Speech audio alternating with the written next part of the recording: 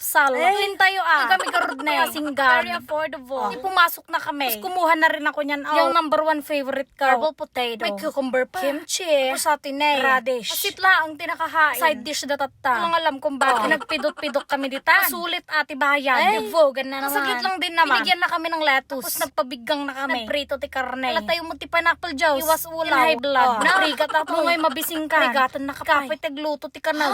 Habang awampay tinaluto ako. Mamutak muna tayo. Ang mga side dishes nila. Tapos nung may naprito na. May palaman tayo may lettuce. Tapos si babon tayo. Mamanay. Uray la. Katay-katay si Kas. Yaka res. Ganito ang gawin nyo. Pag nagsamgyup kayo. Ihalo nyo sa rice yung kimchi. Tapos lagyan nyo ng karne. Gemas si kurang latan. Cheese. Aso hindi available. So kastanan. Masarap naman. Kain na naman tayo Itong tibayad mo. Dito. Inaong naghahanap ka. Ang sign. Para magsamgyupsal. Dato yaji yan. Huwag mong bitinin yung sarili mo. Yung sarili mo lang makakatulong sa'yo. Pag sugom sa sarili. May mayak mo dato yun Gastos ka timakan. Sustansya. Mga pantibagay. First bite ti samgyup. Sila ka lang maibusan. Pero yung last bite na. Tintinudo kami Sino timangan. Sayang naman kung magpipinalty kami.